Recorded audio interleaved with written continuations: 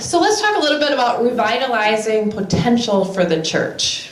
We're looking at a blank canvas in terms of leaving our mark on the church today. In many ways, it's like we're holding brushes, deciding who's going to put up the first colors on the painting. We have a stronger desire to encounter Mass and really know God. We want traditions and we want to know teachings. There are characteristics of millennials that will impact the church, and we have the potential to be the generation that reintroduces the world to our faith. As my classmates and colleagues and even my siblings are leaving the church, it's the 1 out of 4 that still is in the pew that has the opportunity to revitalize the faith and bring the message of the gospel to our peers. Millennials are entering the workforce for the first time, and they wonder how they can integrate their faith into their choices while still respecting the opposing views around us. Naturally, just starting out, we're unsure of how to achieve that work-life balance that everybody talks about. And we're wondering what our next job move might be. We know how to brand ourselves online, creating our own websites, and building a career and social path that sets us forth for the next career. But we don't quite know how to plug into our parishes. We don't always know who to connect with in our parishes. And so with the right direction, the church can teach tomorrow's leaders how to think and act both ethically and morally. So I want to encourage you to think of we instead of me when we think of the millennials. Despite the unflattering statistics on entitlement and self-centeredness, on laziness and narcissism, millennials are composed of idealists and dreamers. My peers and I are earnest and optimistic, and we're generally more accepting than what others think us to be. It's clear that we're looking inward, but it's also clear that we're looking outward. We're not just looking at our smartphones and our Facebooks, but we're looking at the world around us and opportunities to serve. Young Catholics have the power to thrive, to create a Catholic millennial subculture that will finally usher the Catholic Church into the 21st century.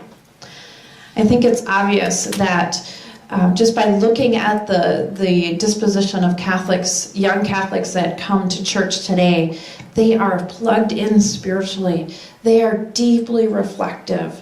They know who God is, and they know that they love God. And so when we come into churches, we just want to be able to plug into other like-minded people like us. That we want a place where we can express our faith authentically.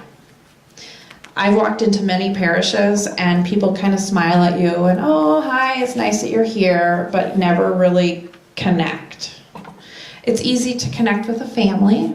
It's easy to connect when you have a husband or when you're coming for marriage prep, because those are communities that are instantly formed in a parish community. We also want tradition. We want sacraments. Oftentimes, as the director of worship for the Archdiocese, I hear parishes say, what can I do to make the Mass more relevant for young adults? And for me, my answer to them is just celebrate well. You don't need a rock and roll band. But then again, people say, well, what about Latin and chant? And it is true, young adults are looking more to Latin and looking more to chant, but we don't want the traditional Latin Mass. We just want authenticity. We want authentic worship.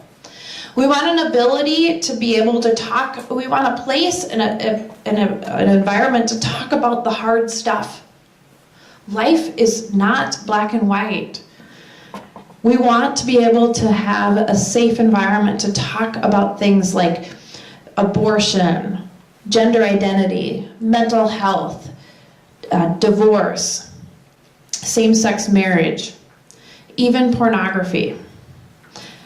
Young adults need a place where they can feel safe to ask those questions. We also want a place that's separated from politics. Unfortunately, people turn to their political affiliations turn political affiliations into religious obligation. And while our faith does inform us of our political involvement, we also are very aware of the weaknesses of either party in our political system. So let's be real, neither party meets our needs as Catholics. Claiming that one party is more valid over another is a choice that ignores the complexities of Catholic faith and values in the political system. And finally, we want functional websites in our parishes. We want websites that are easy to navigate. If we want to know what time Mass is, St. John the Baptist, and pick up that it's 10:30 on Saturday morning. It's far less important than other things, but it is a part of our world today. Young adults are connected. We are plugged into technology. So think about your parish website and how technology communicates your message to the world.